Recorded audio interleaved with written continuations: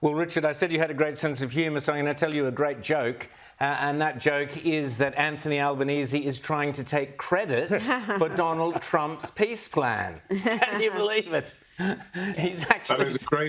That is a great joke, and I wouldn't believe it except for the fact that we've got the same over here with Mr. Starmer doing the same thing. I think it's an infectious humour that we're seeing.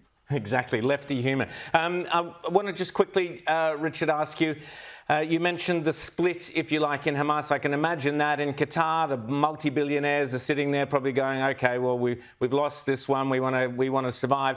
But in Gaza itself, many of the Hamas leadership have been killed. So the Hamas leadership there presumably is the young hotheads, absolute ideologues, brought up, through all the Anwar teaching, determined to go to the death, some glorious martyrdom or whatever.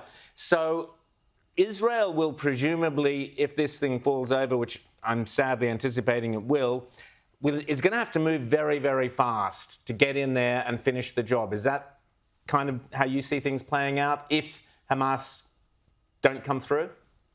Yeah, absolutely. And I think that there's no question Israel is ready for this. Israel have been dealing with these people for many, many years.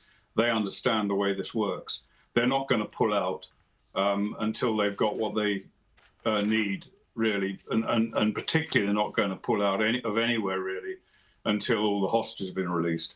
But if it doesn't work out, if that doesn't materialise, which I fear it won't, but I really hope I'm wrong, then the IDF will absolutely return to the charge. And Hamas really in Gaza have two options. They can either surrender the hostages, lay down their weapons, melt away into the background, or even leave Gaza, or they can keep fighting and get killed, because that's what will happen. They will die or be captured. If they carry on fighting. And one other point I think to be aware of is that there seems now, in the last day or so, there seems to be a stronger uprising among one or two of the clans inside Gaza, the non-Hamas clans against Hamas. And I think quite a few Hamas terrorists have been killed in the last 24 hours or so by some of these people. So it may be that we're seeing some of the non-Hamas elements in Gaza getting hope that they're going to have this war stop, seeing the resistance by Hamas and taking things into their own hands as well, which might help push things in the direction that we need them to go in. Not before time, one might have thought. Richard Kemp, Colonel Richard Kemp, always great to chat to you. Thanks so much for coming on Outsiders.